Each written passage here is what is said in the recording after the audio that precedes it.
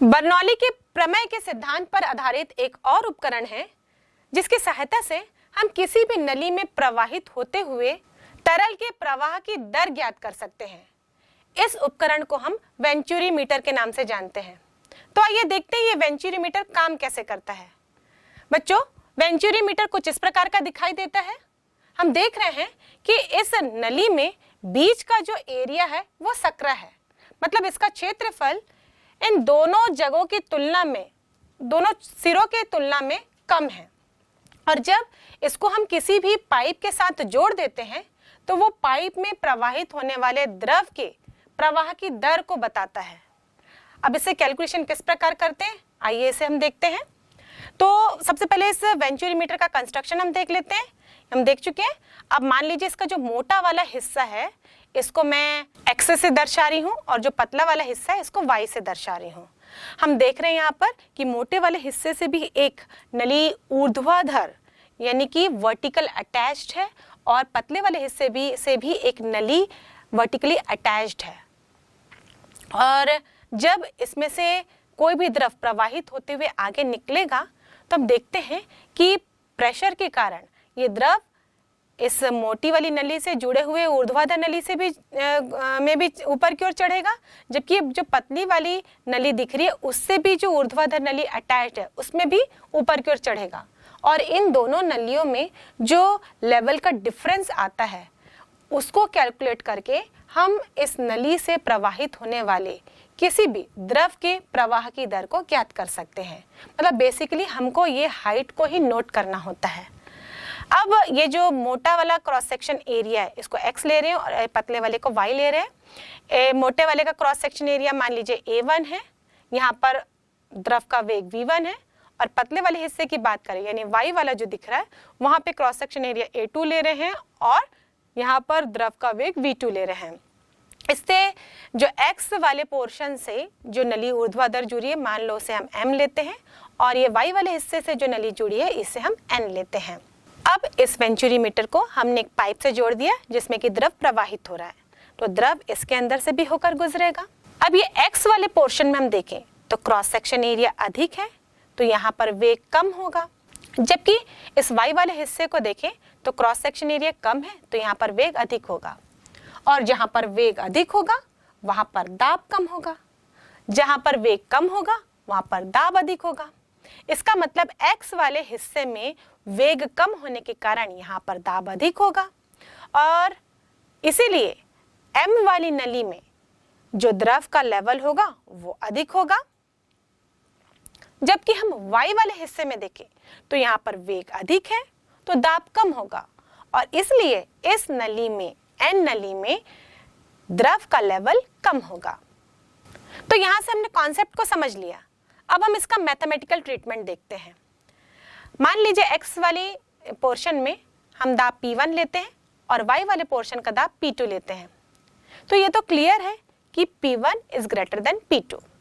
अब equation of continuity से हमने जाना A1 V1 बराबर A2 V2 होता है और यहाँ से हम देखें तो A1 अपॉन A2 बराबर होगा V2 अपॉन V1। इसे हम समीकरण 1 दे देते हैं। अब यहाँ पर हम अप्लाई करते हैं बर्नौली का प्रमेय। ये जो वेंचुरी मीटर है ये क्षैतिज रखा गया है और इसलिए यहाँ पे स्थितिज ऊर्जा 1 होगी, सभी क्रॉस सेक्शन एरिया पर एक समान होगी। तो हमारे पास अब दो ऊर्जाएं बच जाती है, एक दाब ऊर्जा और गतिज ऊर्जा। इनका योग अब हर क्रॉस सेक्शन एरिया में समान होना चाहिए।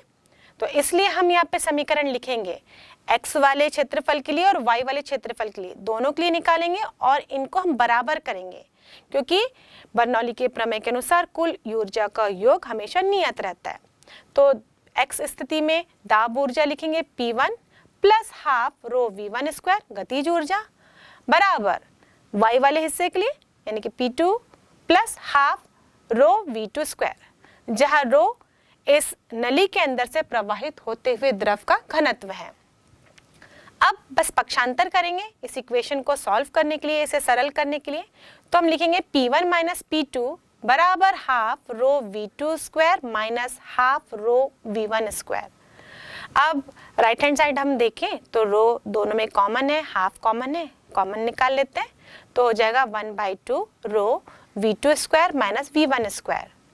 अब ये जो ब्रैकेट के अंदर हमारे पास टर्म है, इसमें से यदि v1 कॉमन लेती हूँ, यदि मैं v1 स्क्वायर कॉमन लेती हूँ तो ये समीकरण कुछ इस प्रकार हो जाएगा, half rho v1 square, bracket के अंदर पहले वाले टर्म में v1 है ही नहीं तो हम इसको v1 स्क्वायर से भाग देंगे तो ये जगह v2 square upon v1 square minus 1। ये हमने ऐसे क्यों किया ये हम आगे देखेंगे जब हम इस इक्वेशन में सब्स्टिट्यूट करेंगे।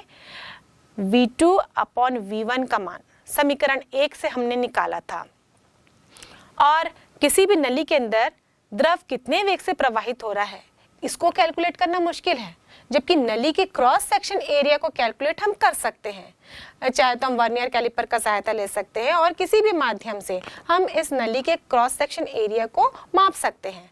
तो ये ज्ञात करना हमारे लिए आसान है, इसलिए हमने फॉर्मूले को A1 और A2 के रूप में कन्वर्ट करना चाहा। अब समीकरण 1 से हम मान रख देते हैं तो हमें मिलेगा P1 माइनस P2 बराबर 1/2 रो v1 स्क्वायर। अब ये हो जाएगा A1 square upon A2 square minus 1। अब सिंप्लीफाई कर देते हैं, A2 स्क्वायर एलसीएम हो जाएगा तो हमें मिलेगा A1 square minus A2 square. और यहाँ लेफ्ट हैंड साइड में देखें तो P1 माइनस P2 है, यानी दाब का अंतर, और दाबांतर निकालने का फॉर्मूला हमने देखा है, ये होता है रो GH, जहां पर रो द्रव का घनत्व होता है, G acceleration due to gravity और H हाइट होती है। मतलब जो हाइट के अंतर के कारण जो दाब में अंतर आ रहा है उसको हम इस फॉर्मूले से कैलकुलेट करते हैं। तो यहाँ पर भी हम देखें M नली और M नली में दोनों में वाटर लेवल में हाइट का अंतर है, इसे हम H से दर्शा रहे हैं और इसीलिए यहाँ पे जो दाब का अंतर होगा उसको भी हम इसी फॉर्मूले से दर्शाएंगे।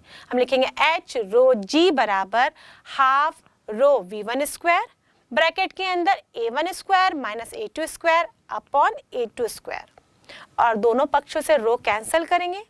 हमको ज्ञात करना है वेग, मतलब प्रवाह की दर हम निकालने वाले थे तो हम पहले यहाँ पर वेग ज्ञात करेंगे।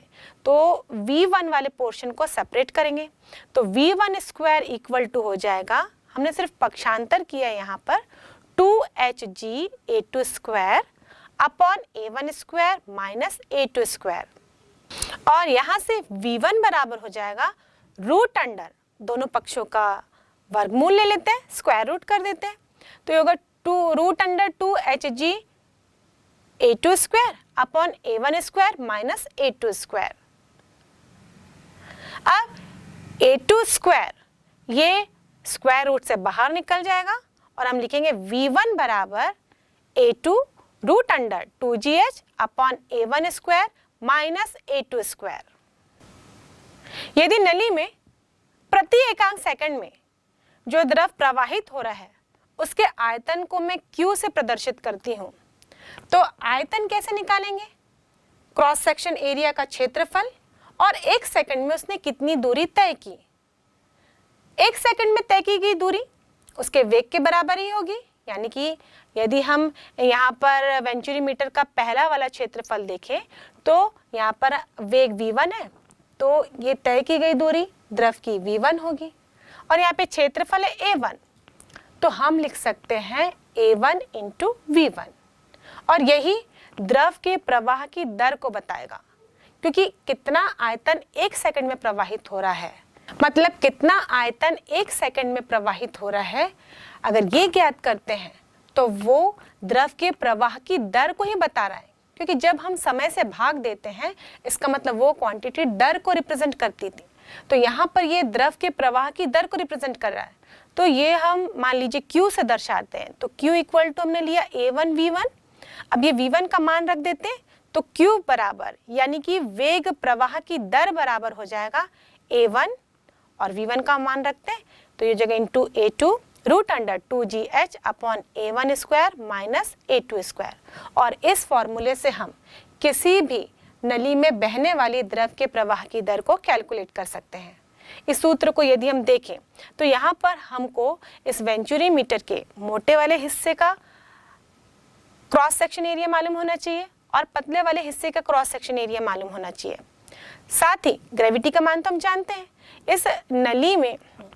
साथ ही यहाँ पर जो दो नलियां हैं जो इन दोनों क्रॉस सेक्शन एरिया से जुड़ी हुई है, उनमें द्रव के लेवल का अंतर भी मालूम होना चाहिए। इसको ज्ञात करके हम द्रव की प्रवाह की दर को इस वेंचुरीमीटर की सहायता से ज्ञात कर सकते हैं। और इस समीकरण से हम देखें तो ये दोनों क्रॉस सेक्शन एरिया ये नियत है, किसी भी वेंचुरीमीटर की बात कर रहे हैं। ग्रेविटी का मान वो भी नियत है। तो जो द्रव के प्रवाह की दर होती है वो इन दोनों ऊर्ध्वाधर नलियों में द्रव के जो लेवल का अंतर है उसके स्क्वायर रूट के प्रोपोर्शनल होती है, समानुपाती होती है। और इसलिए द्रव प्रवाह की दर अधिक होगी तो दोनों ही नलियों में जो द्रव के लेवल का अंतर है वो भी अधिक होगा। और इस तरह से हम इस हाइट डिफरेंस को ही देखकर समझ सकते हैं कि किसी भी नली में द्रव का प्रवाह कैसा होगा। बर्नौली के प्रमेय से जुड़े उदाहरणों को समझने के बाद आइए इस पर आधारित एक न्यूमेरिकल क्वेश्चन बनाते हैं। एक वायुयान क्षैतिज दिशा में उड़ रहा है। उसके पंख के ऊपरी पृष्ठ का वायु का वेग 120 मीटर प्रति सेकंड तथा निचले पृष्ठ पर 100 मीटर प्रति सेकंड है। यदि वायु का घनत्व 1.3 किलोग्राम प्रति मीटर क्यूब हो तो पंख के निचले और ऊपरी पृष्ठों के मध्य दाब अंतर ज्ञात कीजिए। बर्नौली के प्रमेय से P1 plus half rho V1 square equal to P2 plus half rho V2 square, क्योंकि यहाँ पर H1 बराबर H2 है तो हम लिखेंगे P2 माइनस P1 बराबर half rho V1 square minus V2 square. यहाँ दिया गया है घनत्व रो बराबर 1.3 किलोग्राम प्रति मीटर क्यूब, V1 यानी कि वेग 120 मीटर प्रति सेकंड और V2 100 मीटर प्रति सेकंड। ये सारे मान सूत्र पे रखने पर हमें मिलेगा P2 minus P1 equal to 1/2 into 1.3 bracket के अंदर 120 का स्क्वायर माइनस 100 स्क्वायर। उसे सॉल्व करने पर हमें मिलेगा 1/2 इंटू 1.3 इंटू 4400 और इन सबको गुणा करके और 1.3 को 4400 से गुणा करके 2 से भाग देने पर हमें मिलेगा 2860 न्यूटन प्रति मीटर स्क्वायर। अब तक हमने द्रव से जुड़े हुए ऊर्जाओं के बारे में चर्चा की, तो इसके आधार पर मुझे आप इस प्रश्न का आंसर दीजिए। गहरा जल शांत होता है। यदि हम जल को डिस्टर्ब करते हैं तो उसके ऊपरी के हिस्से में डिस्टर्बेंस दिखता है, पर जब हम गहराई में जाते हैं तो जल शांत ही रहता है। ऐसा क्यों होता है? हमने बर्नौली के प्रमेय से पढ़ा कि तीनों ऊर्जाओं का योग नियत रहेगा और साथ में यह भी जाना कि यदि दाब अधिक होगा तो उस जगह पर वेग कम होगा और दाब कम होगा तो वेग अधिक होगा। जब हम गहरे जल की बात करें तो गहराई में स्थैतिक दाब अधिक होता है और दाब अधिक होने के कारण वहां पर द्रव का वेग कम होगा और इसीलिए जितना ही द्रव गहराई में होता है यानी कि गहरा होता है वो उतना ही शांत होता है। जबकि ऊपरी सतह की बात करें तो वहां पर दाब कम होता है और इसी कारण ही वहां पर द्रव का वेग अधिक होता है। इसलिए जो हलचल होती है या उथल पुथल होती है वो हमेशा ऊपरी सतह पर होती है, जबकि गहराई में द्रव हमेशा ही शांत रहता है। अब बच्चों मान लीजिए हम ऐसे ही एक गहरा द्रव लेते हैं, मतलब ये द्रव गहरी वाले कंटेनर में है, एक टंकी में बंद है और यदि हम इस टंकी में कहीं पर छेद कर देते हैं तो क्या होता है? उस छिद्र से द्रव बाहर की ओर आता है। उस छिद्र से जब द्रव बाहर की ओर चलना प्रारंभ करता है तो उसमें एक क्षैतिज वेग होता है और उसी वेग से द्रव इस छिद्र से बाहर आता है। लेकिन जब द्रव छिद्र से आगे की ओर बढ़ना शुरू करता है उस समय इसका पथ परवलयाकार हो जाता है और इस तरीके से वो किसी भी छिद्र से बाहर की ओर गिरता है। वैज्ञानिक टोरेसिली ने बताया कि इस छिद्र से बहने वाले द्रव का वेग कितना होगा। उनके अनुसार इस छिद्र से बहने वाले द्रव का वेग उतना ही होगा जितना द्रव की स्वतंत्र पृष्ठ से दूरी है। यदि उतनी ही ऊंचाई से किसी वस्तु को हम ऊपर से नीचे स्वतंत्र रूप से छोड़ते हैं और उतनी ऊंचाई में आते हुए वो जितना वेग ग्रहण कर लेता है, इस छिद्र से बाहर निकलने वाले द्रव का वेग भी उतना ही होगा। हम जानते हैं किसी भी वस्तु को जब स्वतंत्रता पूर्वक छोड़ा जाता है तो वो गुरुत्व के अधीन नीचे गिरना प्रारंभ करती है, क्योंकि गुरुत्वाकर्षण बल किसी भी वस्तु को अपनी केंद्र की ओर आकर्षित करता है और वस्तु का वेग धीरे धीरे नीचे की ओर बढ़ने लगता है, जिसे हम गुरुत्वीय त्वरण कहते हैं। अब जब वस्तु को एक ऊंचाई पर रखा जाएगा और उसे स्वतंत्रता पूर्वक छोड़ा जाएगा तो धीरे धीरे धीरे उसका वेग बढ़ने लगेगा। तो ये इस स्वतंत्र पृष्ठ से छिद्र तक की जितनी ऊंचाई होगी वो उतनी दूरी तय करने पर जितने वेग को ग्रहण कर लेता है, वो छिद्र से भी जब द्रव बाहर निकलता है तो उसका वेग भी उतना ही होता है और इसे हम टॉरिसली के प्रमेय के नाम से जानते हैं। तो चलिए इस टॉरिसली के प्रमेय को सिद्ध करते हैं और साथ ही जो इस द्रव का वेग है इस छिद्र से बाहर उसे कैलकुलेट करते हैं।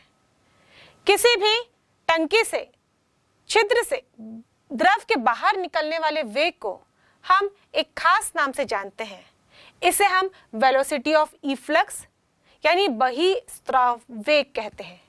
तो चलिए इसको कैलकुलेट करते हैं।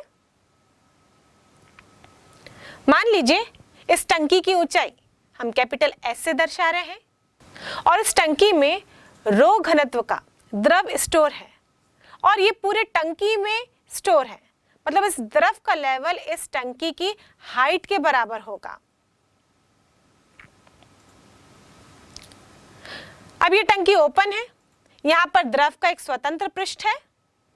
अब इस द्रव के स्वतंत्र पृष्ठ को हम देखें तो इस पर वायुमंडल के द्वारा दाब आरोपित किया जा रहा है और इस दाब के कारण ही इस द्रव में इस पृष्ठ पर दाब ऊर्जा होगी और ये पृष्ठ शांत है, द्रव अभी शांत है, इसलिए इस पृष्ठ की गतिज ऊर्जा शून्य होगी।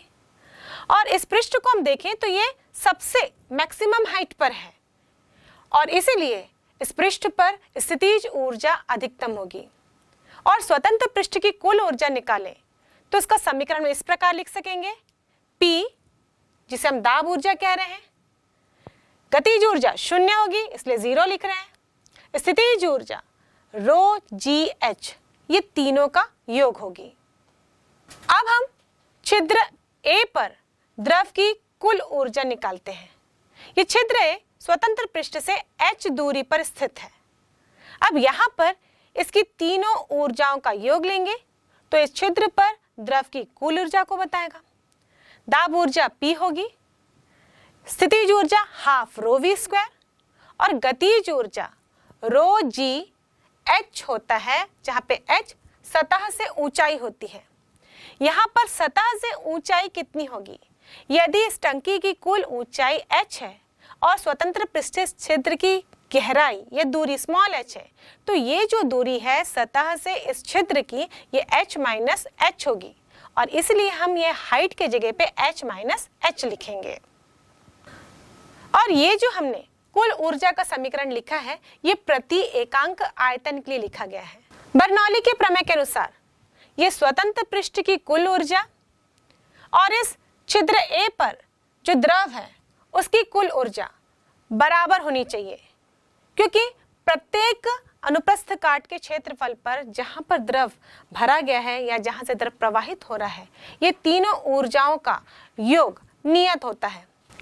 तो हम इन दोनों स्थितियों की कुल ऊर्जा को बराबर कर देते हैं और इस प्रकार हम लिखेंगे P प्लस रो जी एच बराबर P plus half rho V square plus rho जी एच माइनस एच।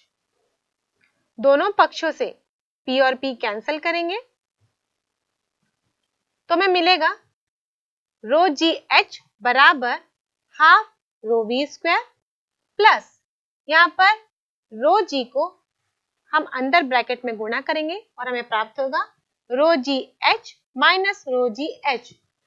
दोनों पक्षों से रो जी एच कैंसिल करने पर यानी समीकरण को और हल करने पर हमारे पास केवल 2 ही पद बच जाएंगे और हम इस प्रकार लिख सकते हैं half rho V square minus rho जी एच बराबर 0 और हाफ रो वी स्क्वायर बराबर रो जी एच और यहाँ से वी स्क्वायर बराबर होगा 2gh और v बराबर होगा √2gh। इस प्रकार छिद्र A से इस द्रव का बहिस्त्राव वेग v बराबर √2gh होगा और टॉरिसली ने बताया कि ये वेग उतना ही होगा जब एक वस्तु को स्वतंत्रता पूर्वक छोड़ा जाए, तो ये h दूरी तय करने में जितना भी वेग प्राप्त करती है ये उसी वेग के बराबर होगा। तो चलिए हम वस्तु के वेग को ज्ञात करते हैं और देखते हैं ये बहिश्राव वेग के बराबर आता है या नहीं। मान लीजिए हमने इस h ऊंचाई पर एक वस्तु ली है, जितनी दूरी पर हमने छिद्र किया था, स्मॉल h दूरी पर छिद्र किया था, तो हम यहाँ पर वस्तु की भी ऊंचाई पृथ्वी की सतह से स्मॉल h लेंगे। अब जब इसे ऊंचाई से h ऊंचाई से स्वतंत्रता पूर्वक छोड़ा जाएगा, इसका मतलब इसका आरंभिक वेग 0 होगा और जब ये पृथ्वी की सतह पर आता है, टच करने को रहता है लगभग, तब इसका वेग कितना होगा इसे कैलकुलेट करते हैं। तो गति के तीसरे समीकरण के अनुसार v स्क्वायर बराबर u स्क्वायर प्लस 2as होता है। अब यहाँ पर जो त्वरण है वो गुरुत्वीय त्वरण होगा, इसलिए हम a के स्थान पर g लिखेंगे और s यानी जो विस्थापन है वो वस्तु द्वारा तय की गई दूरी होगी, यानी यहाँ पर ये ऊंचाई होगी, तो s के स्थान पर हम h लिखेंगे। तो होगा v स्क्वायर बराबर 0 प्लस 2gh और यहाँ से v स्क्वायर बराबर 2gh और v बराबर √2gh और यही टॉरिसली का प्रमेय है। तो इस प्रकार बच्चों हमने टॉरिसली के प्रमेय को सिद्ध किया और साथ ही हमने बहिश्राव वेग का भी मान कैलकुलेट किया। और इस सूत्र से हम देखें तो ये जो बहिश्राव वेग है ये h पर निर्भर कर रहा है, यानी कि इस द्रव के स्वतंत्र पृष्ठ से गहराई के साथ साथ इस बहिश्राव वेग के मान में भी परिवर्तन होगा और इसलिए जब आप टंकी को अलग अलग जगह से छेद करेंगे तो आप देखेंगे कि यहाँ से निकलने वाले द्रव का वेग अलग अलग है। वेग का पता कैसे हमको चलेगा? एक्चुअली जब हम उसके द्वारा तय की गई क्षैतिज दूरी देखते हैं तो उसके अनुसार हम कह सकते हैं कि इन छिद्रों से निकलने वाले द्रव का वेग अलग अलग है। तो चलिए कैलकुलेट करते हैं ये द्रव कितनी क्षैतिज दूरी तय करेगा, यानी टंकी में अलग अलग जगह छेद करने पर यह टंकी से कितने दूर जाकर गिरेगा और साथ में ये भी कैलकुलेट करेंगे कि कितनी मैक्सिमम दूरी तक वो जाकर गिर सकता है।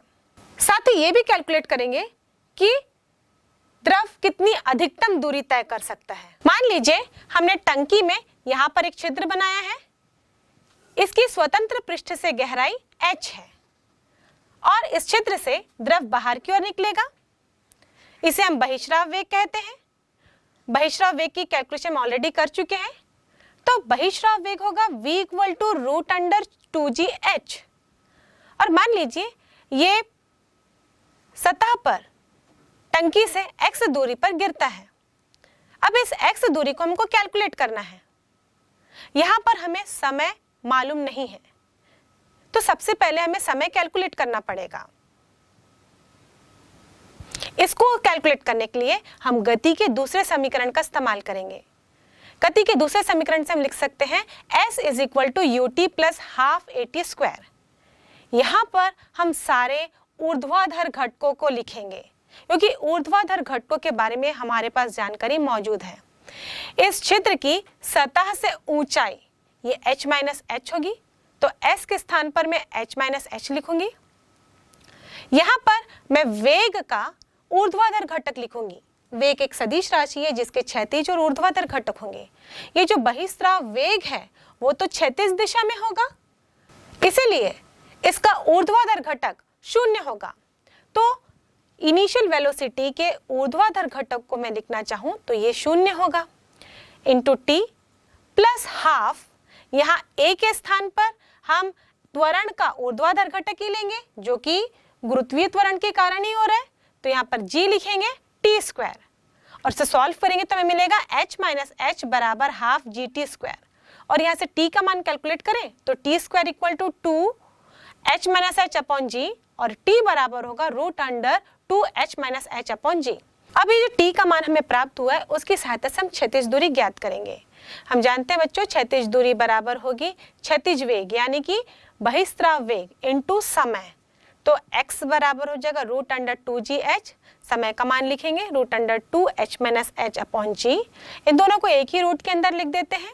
यहाँ से g और g का मान कैंसिल हो जाएगा, 2 और 2 दो बार है तो ये रूट के बाहर निकल जाएंगे।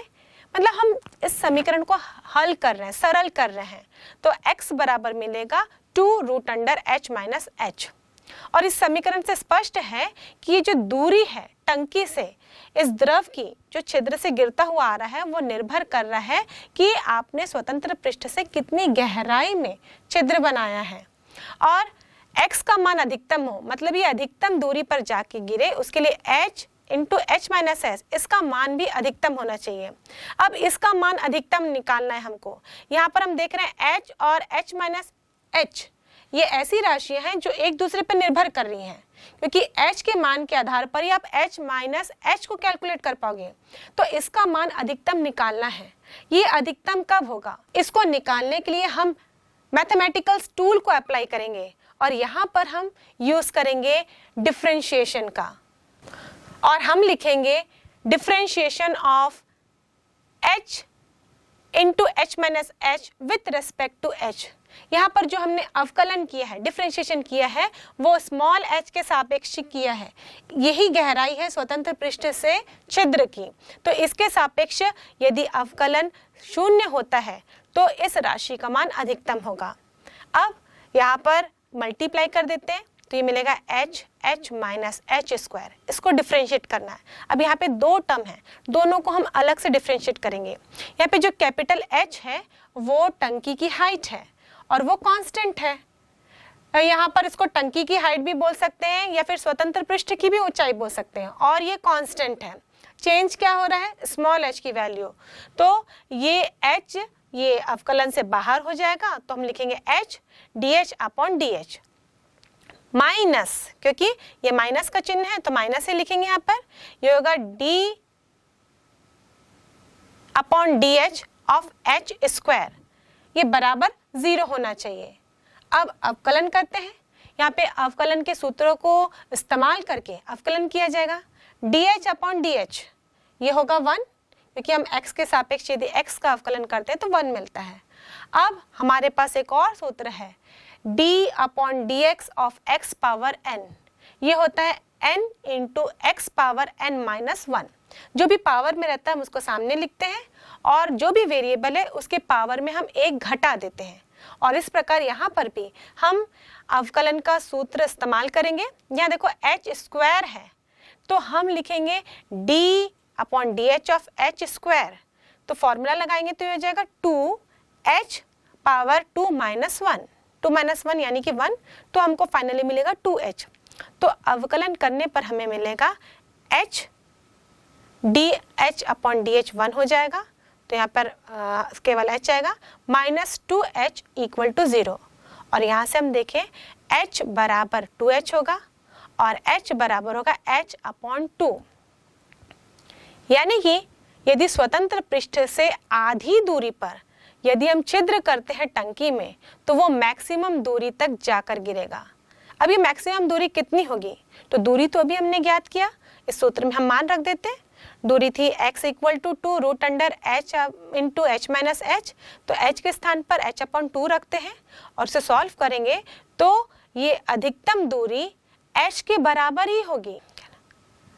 मतलब इस छिद्र से निकलने वाले द्रव के द्वारा तय की गई अधिकतम दूरी इस द्रव की स्वतंत्र पृष्ठ की ऊंचाई के बराबर होगी।